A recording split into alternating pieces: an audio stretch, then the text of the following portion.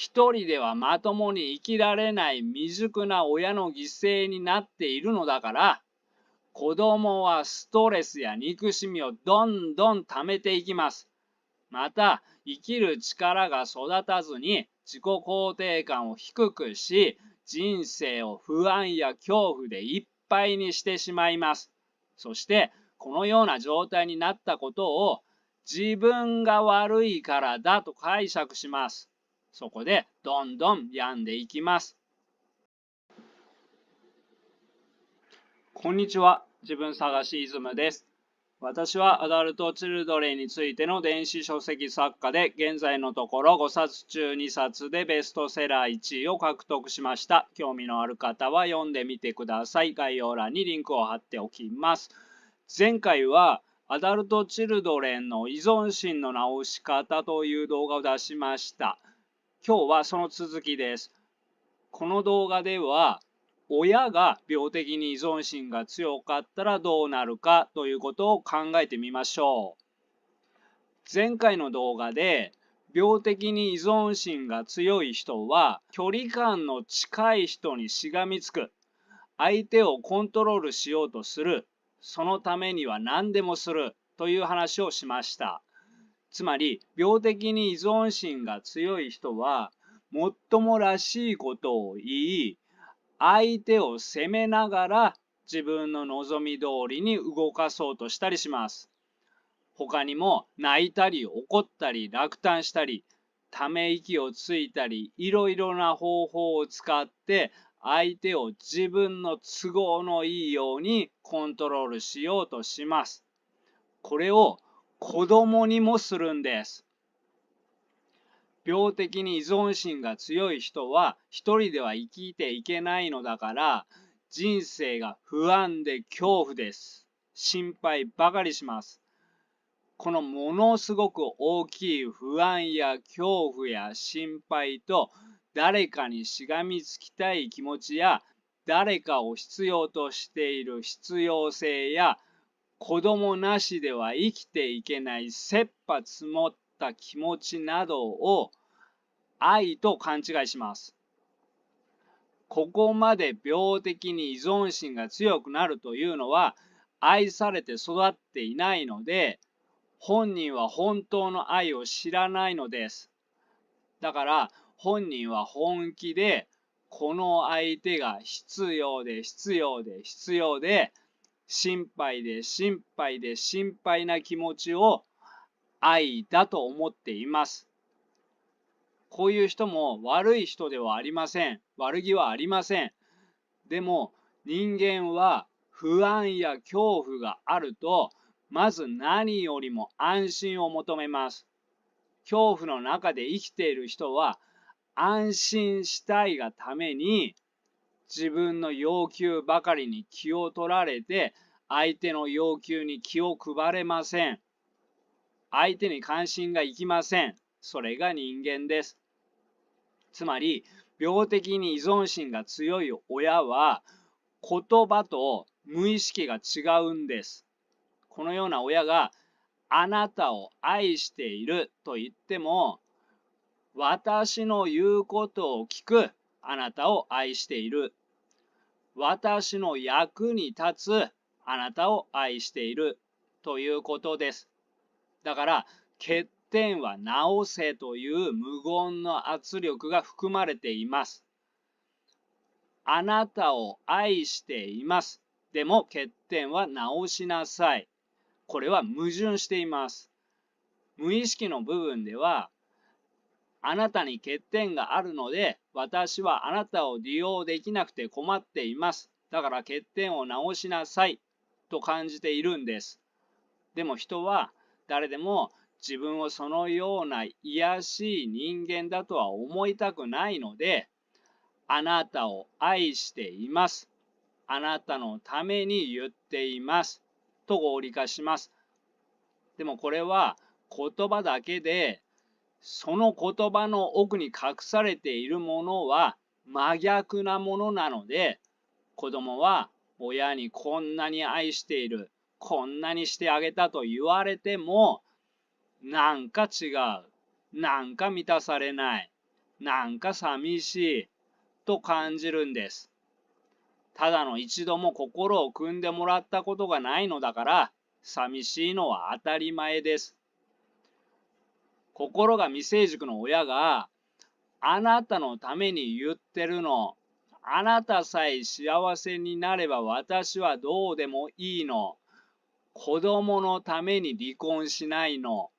私は立派な親です。と自分を守るということは、子供に責任転嫁をしているということです。これは本人に悪気はないんですが、子供にとっては毒親です。そして子供は心の成長が止まるので、大人になってもまだ親の責任転嫁を見抜けないで病んでいるという人も多いです。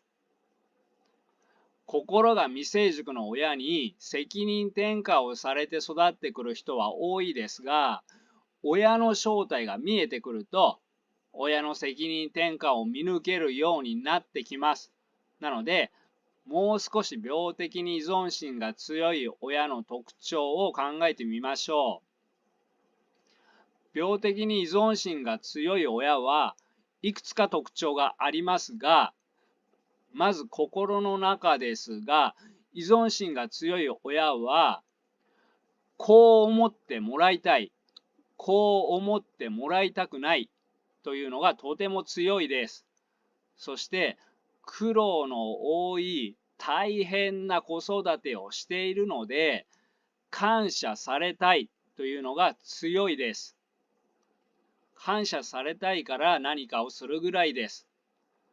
感謝をされたいから何かをするけれども、ずれているんです。例えば、子供は愛情を欲しがっているとします。それは完全に無視してお金をあげるというようなことです。ずれているので感謝はされません。苦労して何かをしているのに感謝をされないと傷つき怒りになります。ずれていても、親のおかげでこんないい生活ができる。親のおかげで今の自分があると思ってもらえると喜びます。それでいて、こう思ってあげたい、気持ちを理解してあげたいという気持ちはゼロです。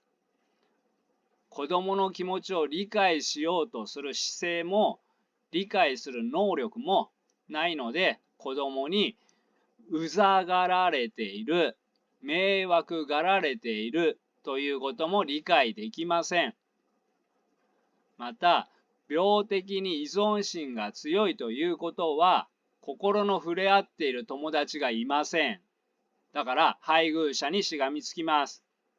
でも、このような人は、自己中心的に相手をコントロールしようとするので、配偶者の気持ちは離れていくことが多いです。お互いに依存心が強く別れない場合も多いですが、気持ちは離れていきます。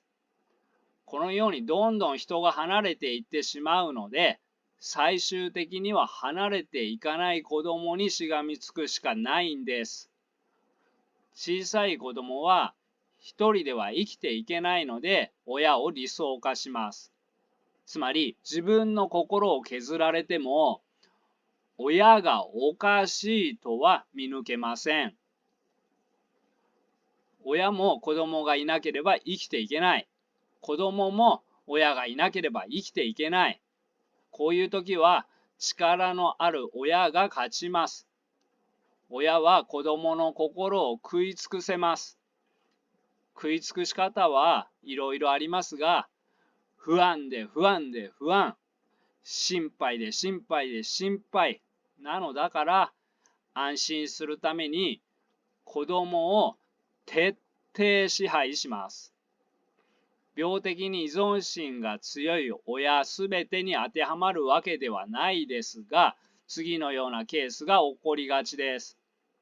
自分の親に当てはまるかどうか考えてみてください。ある親は子供が自分と一緒にいなかった時間、何をしていたのか、あるいはどんなことを思っているのか、何に悩んでいるのか、全部話しなさいというかもしれません。でも、依存心が強い人というのは、解決する能力がない人です。子供がどんな悩みを持ってきても、解決はできない人です。解決できないのだから、何を持ってこられても、困った困ったどうしようとなります。そこで、だからこうしなさいって言ったでしょう。なんでそんなことするの、ダメな子ね。と全部言わせて解決はしてくれないで怒るだけです。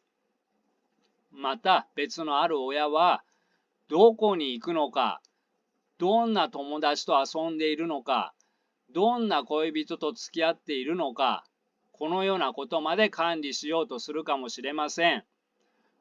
このような親はいつでも子供部屋に入ってきて、子供のいない間に机の中を調べるかもしれないし、子供の日記などは全部読むかもしれないし、子供が門限を1分でも過ぎれば何十回も電話をしてくるかもしれないし、子供宛ての郵便物を勝手に開封するかもしれません。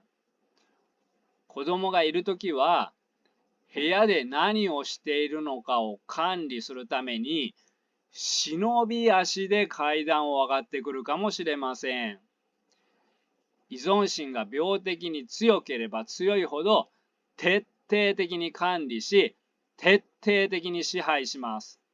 そしてそのことを、親なら当然、親には子供の管理義務がある、などのように、自分勝手なマイルールを子供にも適用します。また、こういう人もいるかもしれません。子供と一緒に犬の散歩をしているとします。なんかの拍子で犬のリードを手放してしまったとします。犬はよりによって近所では怖いで有名な人の家の庭へ入ってしまったとします。ちょうどその場面を怖い人に見つかったとします。子供を守る親は、子供のミスで犬を逃がしてしまったとしても、自分が先頭に出て、すいません、犬が逃げてしまって、のように自分が誤って子供を守ります。でも、自分を守る親は、自分のミスでリードを手放したとしても、だからちゃんとリードを持っていなさいと言ったでしょうと、怖い人に聞こえるように子供を怒るかもしれません。病的に依存心が強い親は後者です。依存心とは、相手を守ることとは真逆の性質です。依存心とは、自分を守ることに必死で必死で必死の性質です。こういう親もいます。例えば、不安から離れて暮らす子供へ毎日電話攻撃をします。子供がうざいと思って無視でもしようものならもう大変です。誰とも心が触れていなくて、不安で不安で不安なのに、頼みの綱の子供に無視をされたら、もう職場にまで電話をかけるかもしれません。こうなると当然子供は怒ります。これは依存心が強い毒親にとってはピンチです。病的に依存心が強いということは、本当は相手の気持ちに沿いたいという気持ちが強いんです。でも逆に怒らせてしまっているんです。自分を守ることに必死で他人の気持ちがわからない人がこういう状況に追い込まれると、なんで怒ってるの？それよりどんなに心配したと思ってるの？というようなとぼけた対応をするかもしれません。本当は相手にとって迷惑な行為をしてしまったと分かっています。でも、それを認めると許してもらえない気がします。誰とも心が触れ合うことがないまま生きてきたのだから、自分のミスが許されるとは思えないんです。だから、ミスではありませんということにしたいんです。そこで、なんで怒ってるの？それよりどんなに心配したと思ってるの？と、ことの真相をずらしているんです。でも、これは、人の気持ちがわからない自己中心的な人だからできる逃げ方です。こう言ったら相手がどう感じるかということまで想像ができないんです。小さい子供と一緒で問題をずらしてとぼけてしまえば、このピンチを逃げられると思っているんです。相手を一人の人間として尊重していないんです。自分で誠意がまるでない。だから相手の怒りはさらに火がつきます。また別のある親は小さい頃から自分に全く価値を感じられなかったとします。そこに赤ちゃんができた。この子は私がいないと生きられない。そこで初めて自分に価値を感じられた。これが生命線。これを失ったら生きていけない。こうなれば子供をいつでも赤ちゃん扱いします。いつまでも支配して、この子には困ったねという空気を出します。この子には困ったねと思うことで、私が苦労しながらこの子を育てている。私しかこの子を幸せにできない。私は価値があると感じることができるんです。そこで子供をダメな子のままにしておきます。子供を成長させません。これを悪意でしているのではなく、無意識でしているんです。だから本人は本当に子供のために苦労していると思い込んでいます。他にも病的に依存心が強いということは、ああしなさい、こうしなさいがものすごく強いです。前回の動画で詳しく話しましたが、病的に依存心が強い人は、50してもらえたら万歳の世界で100望んでいるんです。つまり、自分でやればいいようなことも、ああしなさい、こうしなさいとやらせます。やらせておいて、なんでここをもっとこうしなかったのと満足しません。満足しないどころか不満になります。子供は役に立たない子だね、全くもう、という目で見られます。では、子供にどのような影響が出るかということですが、これまで説明してきた通り、病的に依存心が強い毒親は、自分で、自分のことで精一杯です。それならそれで、私は依存心が強すぎて人を愛せないと現実通りに意識してくれればいいのですが、依存心が強ければ強いほど現実を偽って自分の都合のいいように解釈します。つまり、私は誰よりも子供を愛している。あなたのためなの。あなたさえ幸せになれば私はどうなってもいいの。このように言います。親の言葉と無意識が真逆だから、子供はなおさら混乱します。心が成長している大人だったら、この人言葉と態度が違うな、とすぐにわかりますが、でもまだ小さい子供は何もわかりません。こんなに愛している、こんなにしてあげた、と言われているので、なんか子供である自分の方に問題があるような気がしてきます。一人ではまともに生きられない未熟な親の犠牲になっているのだから、子供はストレスや憎しみをどんどん溜めていきます。また、生きる力が育たずに自己肯定感を低くし、人生を不安や恐怖でいっぱいにしてしまいます。そして、このような状態になったことを自分が悪いからだと解釈します。そこでどんどん病んでいきます。他にも依存心が強い毒親というのは、自分が子供のために苦労している価値のある親と感じたいがために子供を成長させなかったり、子供を役に立たない子だね、全くもうという目で見ることによって子供を成長させなかったり、あるいは心配性や過干渉で子供の自信を奪ったりなどで子供の心を成長させません。このようなことから病的に依存心が強い毒親に育てられた子供も病的に依存心が強くなります。そこで親と離れて暮らしても何かをする前にいちいち親の許可を取ろうとするかもしれません。あるいは配偶者に報告する必要のないこともいちいち報告するかもしれません。そうしないとなんかまずいことになりそうで怖いんです。不安なんです。元を正すと、かつては親がいちいち報告させないと不安だったんです。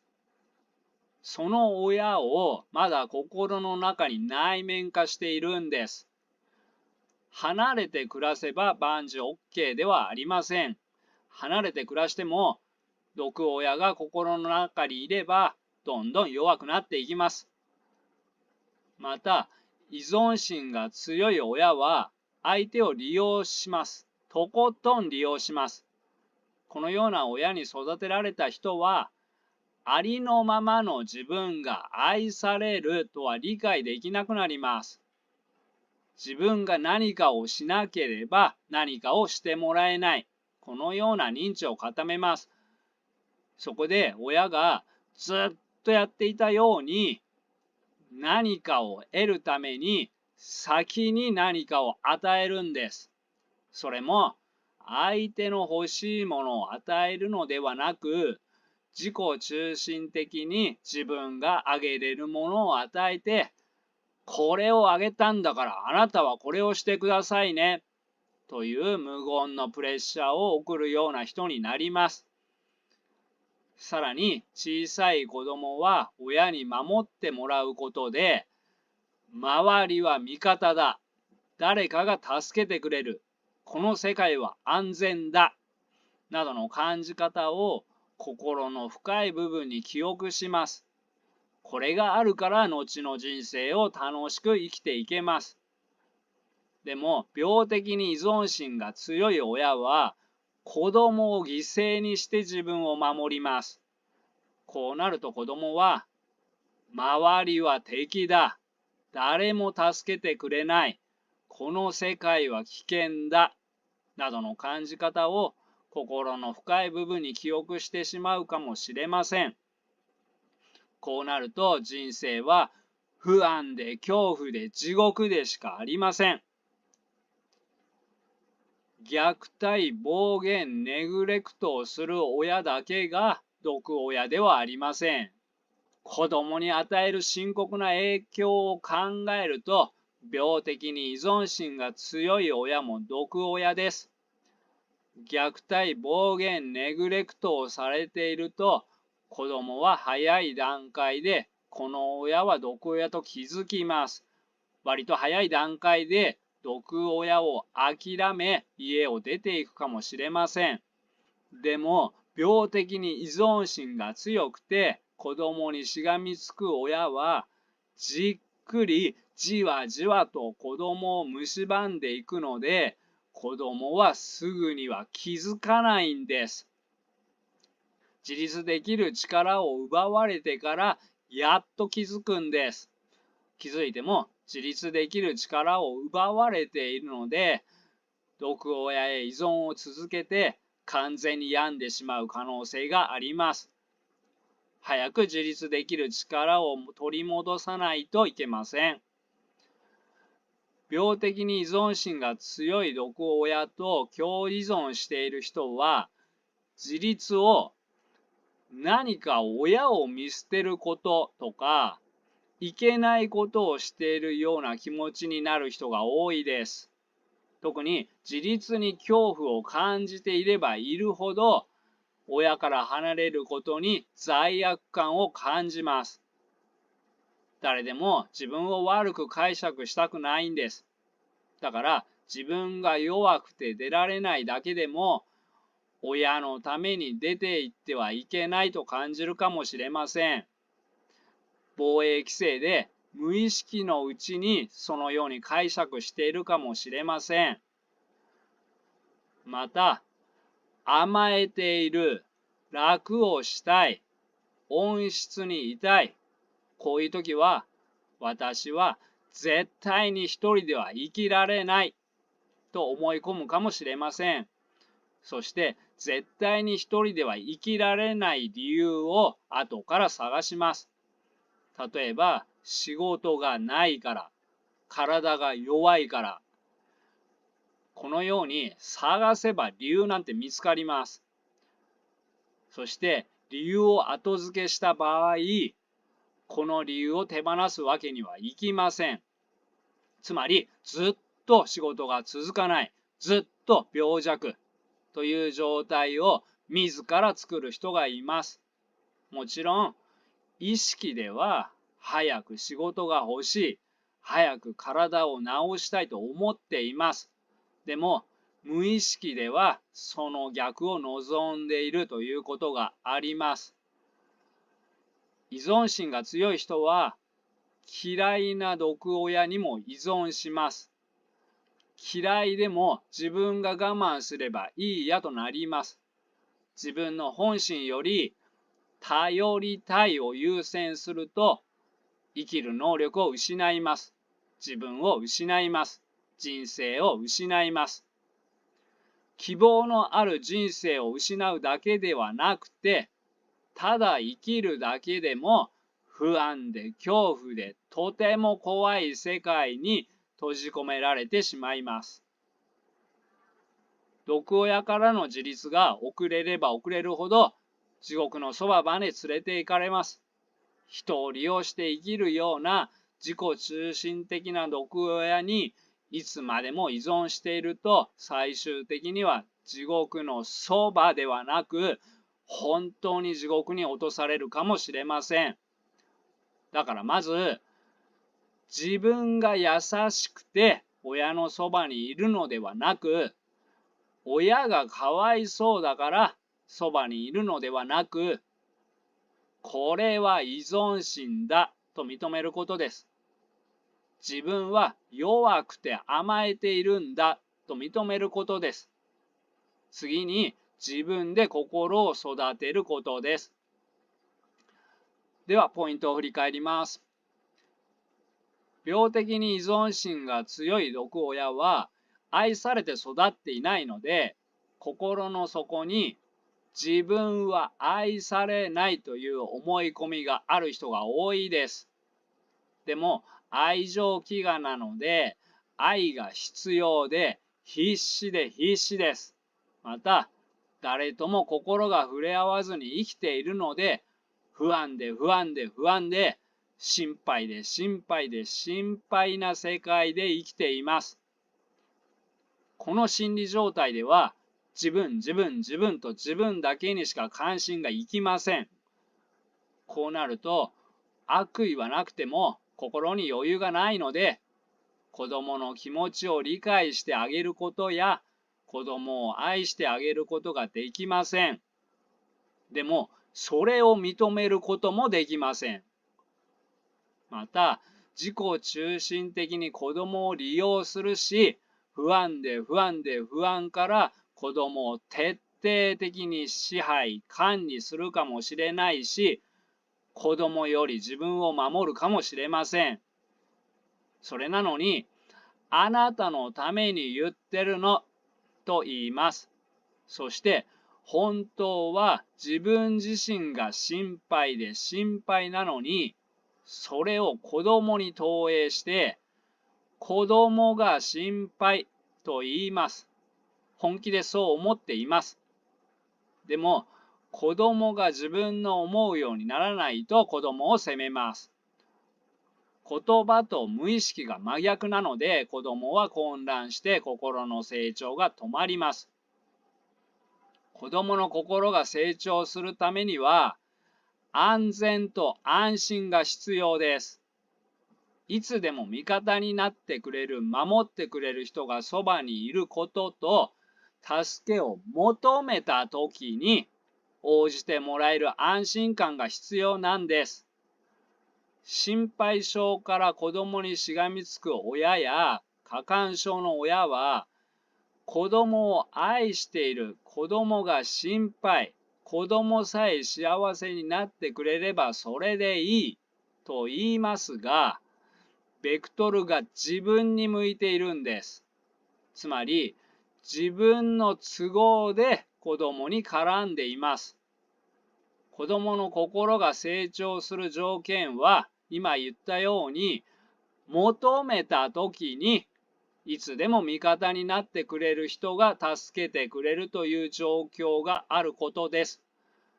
助けを求めていない時に口を出されたり手取り足取りされても子供にとってはマイナスです。子供にとってマイナスなことでも自分が不安な人は子供のためとか子供さえ幸せになればといういい親のふりをして子供に絡んでいくんです。だから子供は憎しみをためていくし心がおかしくなっていきます。おかしくなっていくけど小さい子供は親の未熟性を見抜けません。自分が悪いからだと解釈します。このようにして子供の心が成長しないことは依存心が強い毒親にとっては実は好都合なんです。依存心が強い毒親でも普通意識では子供が成長しないのは困る。元気に育ってほしいと思っています。言葉ではそのように言います。口に出してそのように言います。でも本当は子供の心が成長しない方が都合がいいんです。依存心が強い毒親は無意識では子供の心を成長させません。そして毒親のターゲットにされた子供は周りは敵だ、誰も助けてくれない、この世界は危険だなどの思い込みも作り、自己肯定感や自分の人生を生きる能力を低下させ、人生を不安で恐怖で地獄にしてしまいます。早く心を成長させて強くなって自立しないとどんどん自分を弱くしてしまいます。心の成長の仕方はアダルト・チルドレンの依存心治し方という前回の動画で話しましたので、ここでは省略します。また、病的に依存心が強い毒親は、不安から子供にしがみついて過干渉になることもあります。過干渉は、過干渉毒親育ちのアダルト・チルドレン克服方法という動画で話しましたので、こちらも省略します。いずれの動画も概要欄にリンクを貼っておきます。いつも高評価、コメント、応援ありがとうございます。励みになっております。これからもアダルトチルドレンが生きやすくなるための情報を配信していきますので、仲間になってくださる方、応援してくださる方は、ぜひチャンネル登録をお願いいたします。では、仲間の皆さん、よかったら高評価、チャンネル登録をお願いいたします。バイバイ。